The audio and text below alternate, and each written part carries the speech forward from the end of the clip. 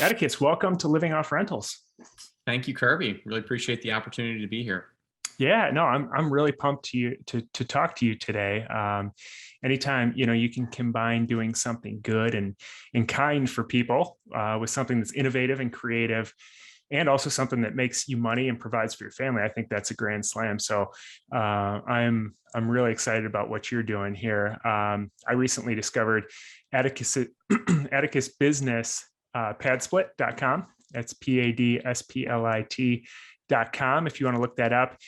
And I'll let him explain it a little better than I can. But if you're a landlord in this crazy expensive environment and you're wondering, how can I buy properties that still cash flow? Because obviously, as prices go up, cash flow typically goes down.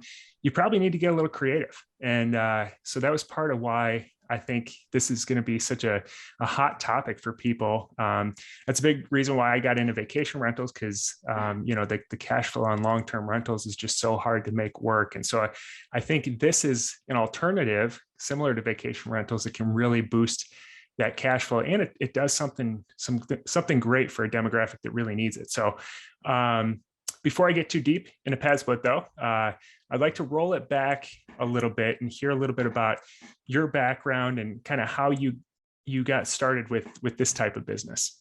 Definitely. Yeah. So I was fortunate enough. I've been an entrepreneur now for 16 years, but fortunate enough to have had my last one of my early ventures kind of hit the skids in 2007, late 2007. I've always been in real estate my entire career, but it left me in a position in 2008 to be able to see the last financial crisis as it was happening, and really the severe drop in home prices before anyone was really even aware of it. So started buying homes in early 2008, have owned and managed 550 total affordable units, and just had a lot of experience around different themes and different strategies, and had invested in those early years using housing choice or Section 8 vouchers, had been using other more traditional programs. We were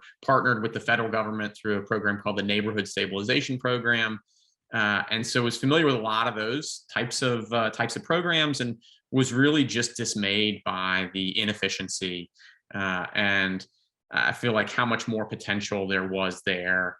And then around the same time, I started seeing these rooming houses, more traditional rooming houses. If you can see the image behind me, this house over my left shoulder was a rooming house that was there even when I started buying in 2008, and it's still in that same condition. And it was really just upset by the lack of choices that I felt like the low-income workforce or folks that were retired and on fixed income had, and how they couldn't even afford traditional rentals back in 2008. And of course, that problem has only gotten worse. So, it was a lot of trial and error those early years, and that ultimately led me to this idea of standardizing and creating a higher level of product for this shared housing or co-living type of home that could create more affordability while also creating more profitability for owners and investors. Got it. That makes sense. So I think people are starting to get the idea of what PadSplit is, sort of that it has to do with shared housing. But can you kind of give a explanation of how it works? Sure. Yeah. So for us, and as I experimented really in 2009 with this shared housing program, what I started to see was, yes, it's absolutely more profitable, but it's also a lot more work. And so then over the next 7 years, as I was experimenting with it and saw, comparing the P&L of my traditional rental properties to this other model, I said, okay, well, how do we actually create the technology and the operational efficiency that could make this thing scale? And so in 2017, submitted my idea on a white paper to an affordable housing ideas competition, got a small grant from the JP Morgan Chase Foundation. And with that, helped create this was actually over my right shoulder, the first prototype PadSplit. And ultimately, what we did was to create a level of standards for the property. And then what we do, and what most landlords or investors are either unwilling or incapable of doing, is one, sourcing the tenants and all of the members who we refer to for those properties, screening all of those folks, and getting them moved in very, very quickly. There's no consolidated source of lead generation for lower income populations, folks that earn less than $35,000 a year. So we have to do that, number one.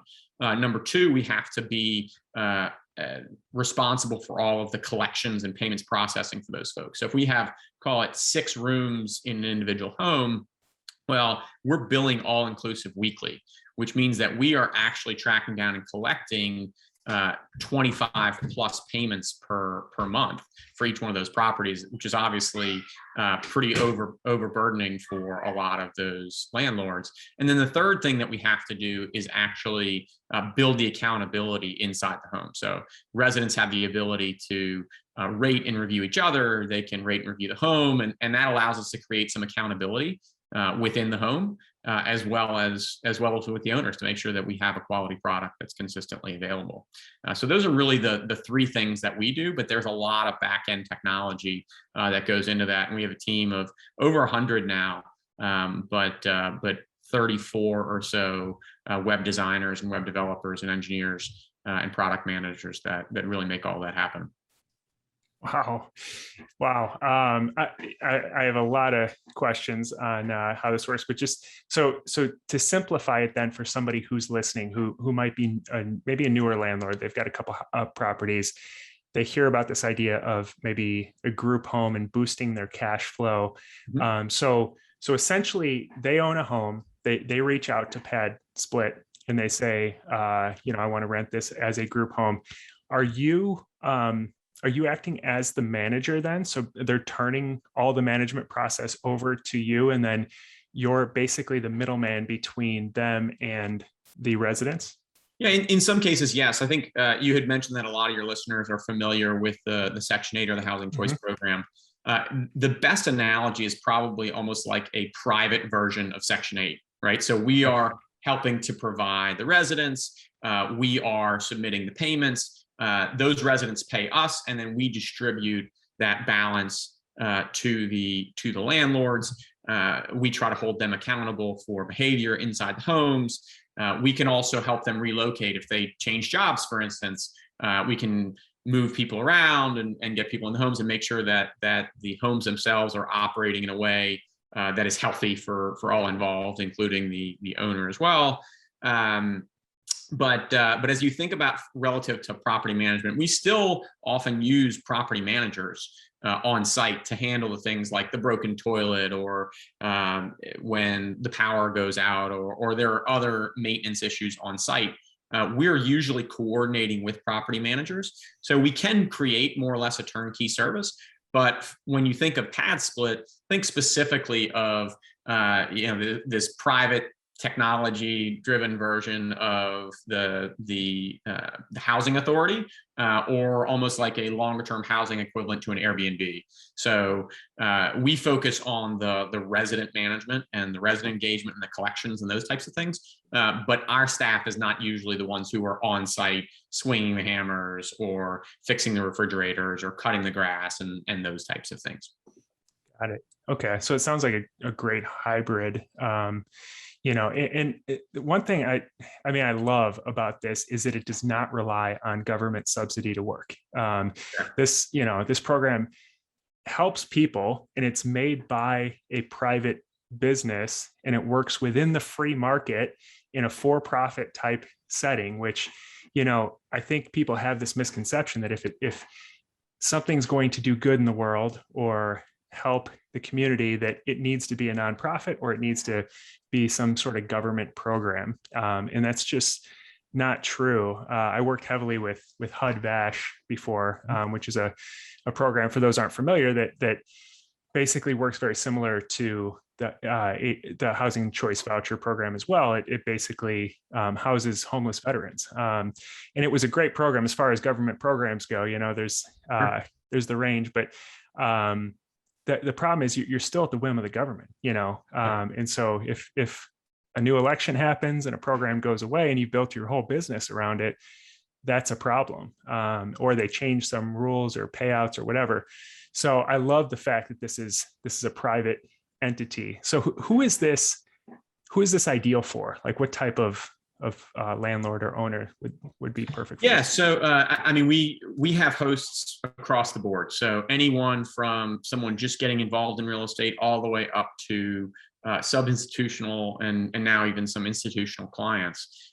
So it really can fit a number of different investor types. I mean, the reality is when, my thesis was like, look, okay, we have an affordable housing shortage in this country. You want to solve that? I had seen firsthand and been a part of this movement of folks reinvesting their own dollars, taking significant risks to chase opportunities. And the result of those in a lot of cases in Atlanta was you would see whole neighborhoods change very, very quickly, much more so than they ever would have been from one large government sponsored or other institutional type of project. And so I wanted to harness that same power of the thousands of individual investors that I knew could ultimately change this. And the best way to do that was to align interests to say, hey guys, here's a solution that can ultimately mitigate your risk as a landlord if you're concerned about whether it's the eviction moratorium or someone tearing up the house, and that lost opportunity cost of having one whole house vacant for an extended period of time, and ultimately to take advantage of the wasted space, right? And the question I like to ask folks is, how much money has any investor ever made off of their formal dining room in a rental house? And inevitably the answer is zero, right? You've never made any dollars off of that. But why? Particularly when we have a housing shortage in this country. And anybody can figure that out, right? And anybody can see it doesn't matter if you're an institutional investor or just getting started.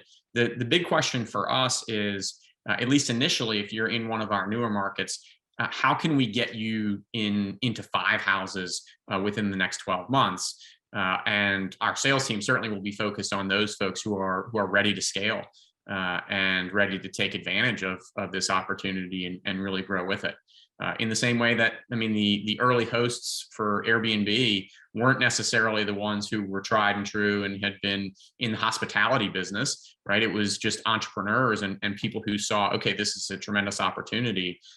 So how do we go take advantage of it and really monetize all this wasted space for the people who need housing right now and need it more affordably than ever. And what markets are those that you're in? Yeah, so we're really throughout the Southeast at the moment, and plus Indianapolis and Virginia as well. But the core markets right now, so we're based in Atlanta and we have the lion's share of units here, almost 2,000 units here in Atlanta. But then Tampa, Houston, Dallas, Jacksonville, New Orleans, Richmond, Indianapolis. And we would really go pretty much anywhere we had an anchor landlord or a group of anchors where we had confidence that we could get to 200 bedrooms within, call it 12 months. And that's really the only thing that's precluding us from entering those markets today, and just making sure that our resources from an operational efficiency standpoint are allocated and focused on getting each of those markets up and running. I see. Okay. So are most of your landlords local? So if somebody's listening to this in Chicago, say, and they hear, cool, they're in Indianapolis, I would love to start buying there because I know taxes are low. It's a great market. Like, could they essentially absolutely lean on you guys to kind of help that process? Yeah, okay. Definitely. I mean, one of the first things that we do when we approach a market is build that ecosystem. So the real estate agents who understand and can help target homes that would really be great for the model and have lots of wasted space, as well as contractors who understand what the base level standards are for what we require, which usually are in line with HUD standards for the Section 8 or Housing Choice Program. And then beefed up a notch for some additional fire safety measures. Then we have lenders that right now are national and really just taking those resources and handing them over to any host, regardless of whether they're local or not, and saying, okay, well, you may not be local, so you need a property manager. Well, here are a couple of property managers that we think you should interview that we've already done an RFQ, or request for qualification, for, and we feel like they get it, and they're willing, ready, and able to go do this on your behalf. Got it. Okay. Wow. That's amazing. It's almost like having a team that you just tap right into and just, has all the resources. That's amazing. Yeah, certainly we want to make it as turnkey as possible. I mean, here in Atlanta, a lot of our owners are spread throughout the country. Yeah. When we're picking a new market, like to enter Chicago, we're talking to a couple folks that have a bunch of units there. And so to enter a new market, you usually need some sort of pull or anchor that's there, that often, if they don't necessarily have those resources, they usually at least have property management, or are doing their own, or have it in-house, and some handymen, et cetera. But yeah, we can work with a lot of different options. And if there's any questions, folks have interest, I'd encourage them to reach out. Yeah. Yeah. And you mentioned financing. I was curious about that as I was reading through it, because, like with vacation rentals, a lot of times, if you're going to refinance a property, like buy it, rehab it, do the whole BRRRR method on it, when you get to refinancing, if you don't have a traditional long-term lease, then a lot of lenders don't want to work with you. So is that the case with this, or is there still a lease in place, or how does that work? Yeah, I mean, listen, that if for folks who haven't been involved in this for the last couple of years, I mean, it's been a total sea change. Yeah.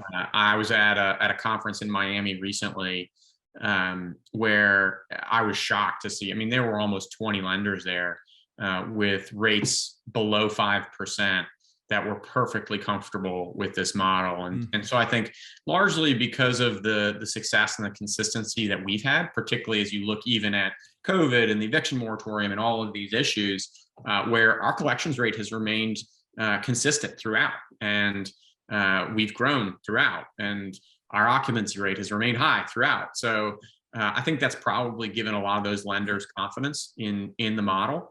And I mean, look, historically, at least until last April, our minimum stay was 1 week, but our average occupancy was 8.7 months.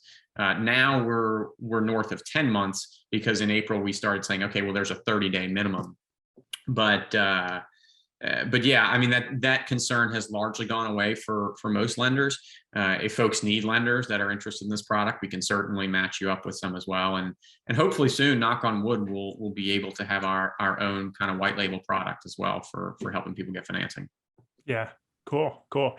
Yeah. You mentioned occupancy. So on the website, it says 90% occupancy, 100+% better returns than regular long-term rentals, and then 97% collection rate. So that's amazing. I mean, even for long-term rentals, that's really great. I mean, I think when you're underwriting just a typical long-term rental, most people put 10% vacancy in there.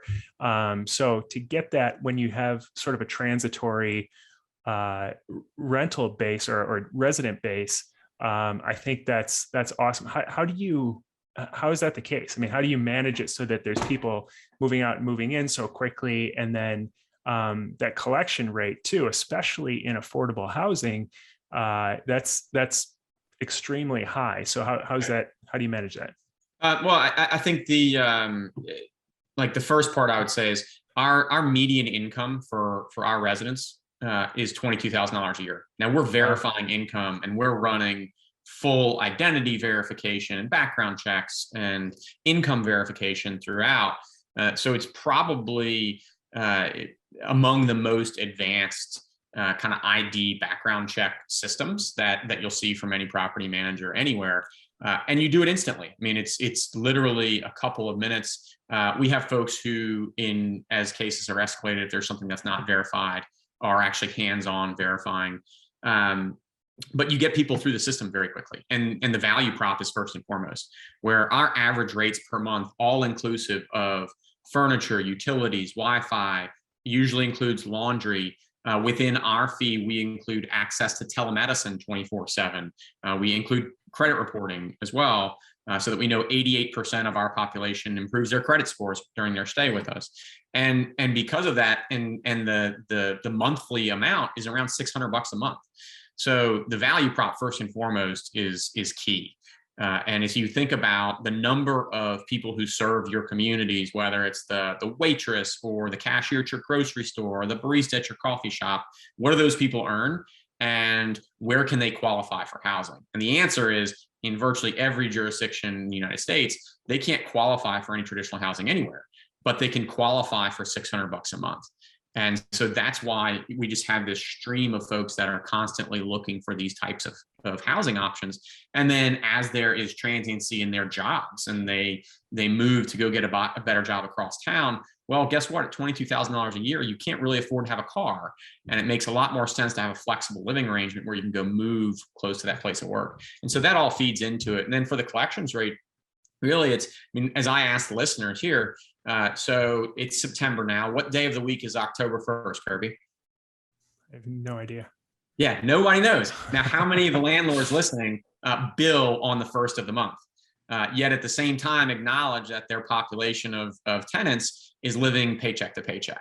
And so this entire system is built on the 1st of the month, but no one could tell me, and I bet none of the listeners could tell me off the top of their heads what that day of the week happens to be. So it just doesn't make any sense. So the collections piece for us is, one, all inclusive. Two, it's either weekly or it's based, customized on their actual pay schedule. So if they get paid every 2 weeks, that's fine too. And if they know that their majority of their living expense is due on the same day that they actually get paid, they are exponentially more likely to make that payment. And that's really what we've proven is you can even take a person who's extremely low credit or no credit whatsoever and create this system that is simple and understandable for pretty much anyone. And lo and behold, it's a lot easier for them to prioritize which payment they should make first. Yeah, that makes a lot of sense. Customizing it to the way people actually live, as opposed to, you know, the way the society, I guess, is set up.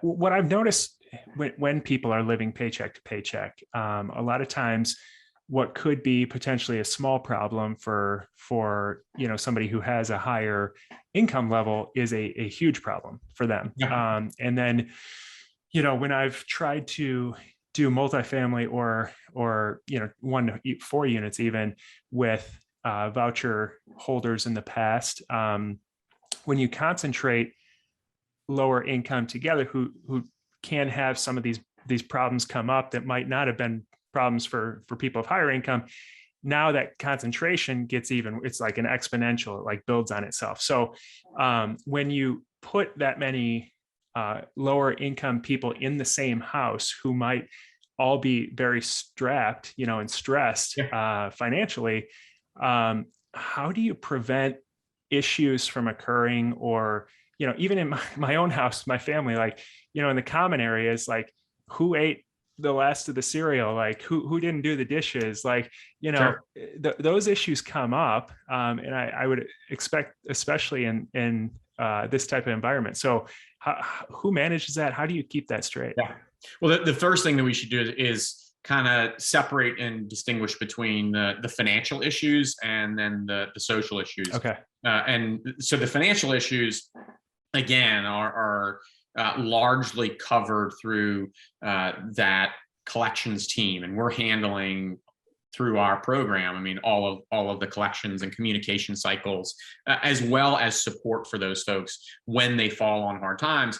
And it's only $200 or something, and we're connected to nonprofit partners and staffing agencies and those types of just supportive service type groups to help, where you can intervene very early, identify what that issue is, intervene very early. Got it. And so that's the first thing. The second thing is you don't conflate someone's individual case with all of the others. So this is what you'll see in like if I were just to rent an entire house and I knew there were 6 different people that were living there, but I only care about getting that one payment. But ultimately Susie is reliant on Larry, is reliant on Henry. And when one person loses their job, they don't meet the rent and everybody is in dire straits. And so on the financial side, you definitely, I think it's extremely important to ensure that each person is responsible for themselves, because we acknowledge that everyone is at risk and housing insecure and financially less stable than I think everyone would want. But you deal with, hey, you can chase this opportunity individually. On the social side, things like the stolen cereal or pizza or leaving dirty dishes in the sink, ultimately we handle a lot of that and the overwhelming majority of that. And if it's a person-to-person issue, that call is coming to us in our 24/7 call center.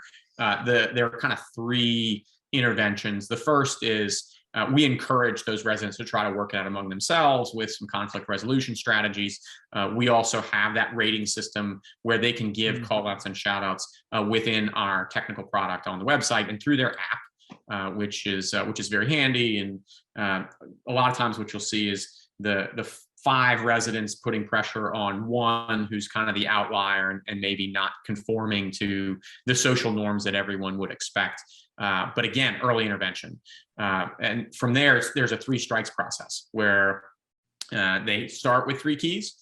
And as we verify that there has been a behavioral infraction, a key is removed until the point where they can lose their membership and be terminated and evicted from the home as a result, because they're not adding to any sort of communal value of the home, and ultimately making it harder or more painful for those other residents to stay there and pay the owner.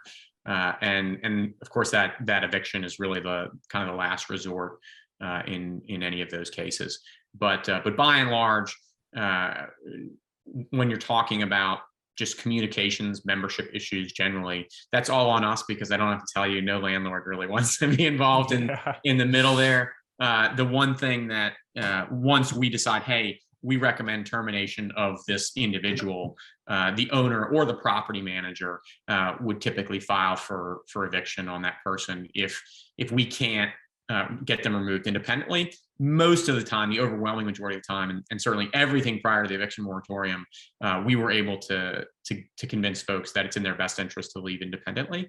And now, even still, it's probably 85% of cases are resolved where we just say, look, there's an easy way and a hard way. The easy way is we agree on a date that you're going to move out.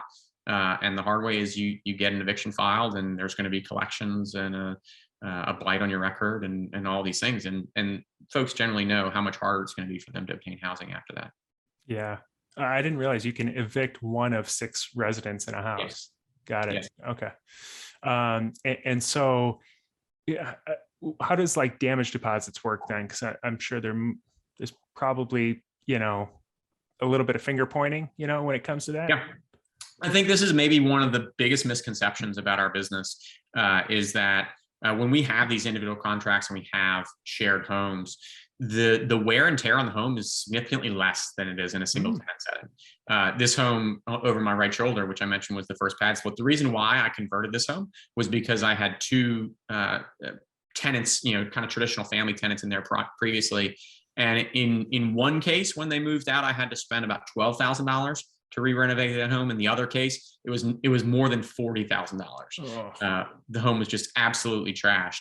And I'd had enough experience in the shared housing model to see over a 8-year period that, wait a second, I've never had to re-renovate that home. Yeah. And when you have a turn of a home, you're not turning an entire house, you're turning one individual room. And so the damage deposit becomes much less of an issue because you're not worried about damage to the kitchen or the bathrooms or the common area flooring or anything like that. I mean, I think any landlord, I would advise against carpet in any scenario by any stretch. But the reality is that quote unquote damage is limited in this case to the room, because if it's anywhere outside the room, you can bet that we are hearing about it immediately. And often cases, even if it's inside the room, we are hearing about it. And so what we usually recommend, although we allow owners to set their own rates for a move-in fee, historically, our average has been around $100, which is the cost that it takes to turn that room. And what that allows people to do is to move in and take advantage of that opportunity without having savings that we already know they don't have. And so all you're doing by increasing that damage deposit up front is really delaying the time in which somebody can occupy that room. And if we already know that they have verifiable income and we've already checked their background and eviction history and all those things, the most important thing is, are they capable of paying, and can we derive that consistent payment from that? And we certainly proved that over and over again in about 4,500 cases. Jeez, yeah. The level of thoughtfulness that's gone into this, I can tell, like there's so many little nuanced stuff that would be a problem if you were just to kind of do this on your own, that you guys have thought through and managed, which is awesome. I also love the rating thing. That's I'm a vacation rental investor, and on Airbnb, that's how you live and die, and it's sure. What people are used to in this economy too. Like if you go to Amazon, you want to buy anything, you don't look at the price first. You look at how many, is it 4.5 stars or higher, or you're probably not going to buy it, And so people are used to living by that standard now. And so I think it keeps people honest, which is really cool. You mentioned the kind of test case property that's over your shoulder there. Can you kind of walk through the numbers on that, just to give people an idea, if they are considering this, what the purchase price to long-term rent to short, to the PadSplit amount would be? Yeah, definitely. And for anybody who's curious for their own specific property, there's actually a host calculator on our site. If they go to just padsplit.com and navigate to the host section, you can go to, there's a little red button where you can calculate your own earnings based on whatever theoretical example you want to plug in, and it picks your area as well. So if you wanted to pick Chicago, you could see, hey, here's what market rent is for this home that you've plugged in. And here's how many extra bedrooms you assume you could get out of it because you have a formal dining room and an extra large living room, et cetera. And it'll tell you exactly what the comparison is, and break down in a pretty detailed way what the cost comparison is. Essentially, the way that this works, and the reason why it works, and why fractional rentals are more profitable, is as you think about a traditional rental like this, for instance. So this house would have rented for around $1,600 on the open market, and the reason for that, even though this is actually a 4-bedroom house, it's because that first bedroom is market rate. That's your most valuable bedroom. Your second bedroom is not worth 2 1-bedrooms, right? And it's diminishing returns from there. And by the time you get to a 4th or a 5th bedroom, the incremental value that's added to that rental rate is very, very small. Certainly if you had a 7 or 8 bedroom house, it would be nothing. And so what we can do billing by the bedroom is say, okay, well, if market rate for a 1-bedroom here in Atlanta is around $1,200, well, we're going to make it $600, and we're going to include all utilities. So there's no question of a massive value prop for anybody who lives in that area. But that $600, we're going to repeat over and over and over again. And so you reach this tipping point where around the 4th or 5th bedroom, you end up saying, well, wait a second, now I'm actually collecting on a gross basis significantly more money than I was before. Even after you take out additional management or utilities or these other aspects, you still end up netting on average. It's actually it was 129% as we looked at a trailing 12-month profit and loss statement from our owners through COVID. It was 129% increase in profitability. So more than 2x what they would have earned under a traditional rental model. And so if you have a home where you can get beyond that kind of break-even tipping point, then it can be significantly more profitable to rent by the room as opposed to renting the entire property. Doesn't work for every property. So if you have a bunch of 1-bedroom apartments or 2-bedroom apartments, not necessarily going to work, or like a small 2-bedroom home. But if you have a slightly larger home or one with a basement that you can finish out, or a garage that you can finish out, and these spaces are sheltered and convertible without a ton of effort, it almost always works out. Got it. Yeah. Yeah. I think what a lot of maybe newer investors don't really understand when you're talking through the numbers of like 120% or 100% more than you would make otherwise. So like let's say a really great long-term rental makes, $500 of cash flow per month. That's after all your expenses. So but the gross, like you said, for that property, it's 1,700. You don't have to make, $3,400, like double 1,700 to make 100% more. Correct. You just need to make 1,000 in cash flow per month. So, if you're making 1,700 previously, you have probably a little bit more expenses, like you said, with the shared model. So maybe you're making 2,500 or 2,800, and it relates to double your cash, because that's all that really matters at the end of the day. So it's important not to just look at the gross number. It's like, what is going to be left in your pocket, the net cash Yeah, flow well, at the end of the day. and I mean, I can break it down pretty easily. So this house, you say $1,600. Okay, well, I wasn't paying utilities, but for maintenance across our portfolio, taking into account like the water heater that needs to be replaced at some point in time and so forth. That maintenance expense ends up being between $200 to $250 a month once you account for everything. I'm not counting that $42,000 rehab, right? Or that we had when the tenant moved out and trashed the place. And it would pain me too much to go through that if I actually broke that down on a monthly basis. But let's say that number's $200, and you have some ancillary expenses, taxes, insurance, or whatnot. And so realistically, forget any mortgage, you're at around $1,000. Okay, well, if I have 6 rooms here that are now at even just $600, and I think actually here I'm closer to like $645 because it's a nicer home. But let's just stick with 600. Okay, well, 6 times 6 is 3,600 gross. And so if you look at, I'm paying the utilities now. Let's say I increase my maintenance expense to 250 versus $200. Well, I'm still at around $2,600, a little bit more that I'm netting every month. Versus call it 1,000 to 1,300 in the exact same house the old way. And now I'm not at all concerned about a tenant trashing the home while I'm not paying attention, because I know everything that's going on, right? I mean, it's not just that I don't know when someone's breaking a window or trashing the floor or the kitchen. I know when someone leaves dirty dishes in the sink. I know when someone's playing their music too loud. Yeah. I know everything because I'm cataloging it on the dashboard.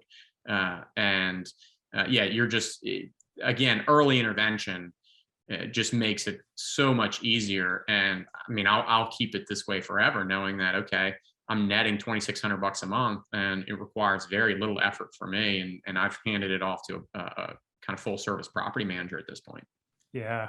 Wow. That's cool. It's so funny how many similarities there are between this business and the vacation rental business, because you're sort of underwriting it the same way, and a lot of the similar advantages of, checking on your property often, there's a lot of turnover, there's less wear and tear, actually, even though a lot of people will think that, every Airbnb is a party house because they watch the news. But it's actually, they stay in much better shape. And so I think you're capturing a lot of the same positive aspects of vacation rentals or Airbnbs, which I think is really cool. You're tempting me to branch out my strategy. Beyond, you should. I mean, listen, it's just like, any other portfolio investment, right? I mean, we encourage people to diversify. I think, what you'll find is that it's certainly less work than an Airbnb or a vacation rental, where you're having to do those turns very frequently. In this case, the last time I had to turn a room was in January. So you get it kind of sits in between from a maintenance frequency perspective, the vacation rentals versus versus traditional, but the cash flow has still been really, really good. And I mean, I was trying to talk people into this model even before I started PadSplit, and particularly now that yields on investment are as crunched as they are because of housing prices, it's one of the few ways that I think still makes sense, and it's a way that we can add inventory, right? I mean, otherwise that formal dining room would be wasted, and no one would be able to occupy it. So it's one of the few ways that we can really increase supply very quickly and help solve a problem while also improving the bottom line for folks who are looking for investment opportunities. Yeah, that's a good point. And I'm curious on your outlook on affordable housing, because I mean, it's obviously it's been more and more challenging to find affordable housing, and there'll be these kind of whiplash decisions that hurt affordable housing. Like the moratorium, is supposed to help people, and it's like the short-term solution that actually, eliminates a lot of affordable housing options. And so it seems like it's going that direction more and more. So what do you think this is like the solution that will be how affordable housing works in the future, or what's your outlook on it?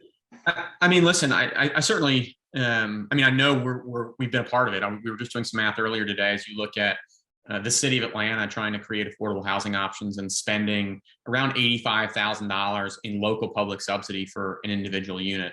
Well, by that measure, we would have saved them almost $200 million just in the last 4 years.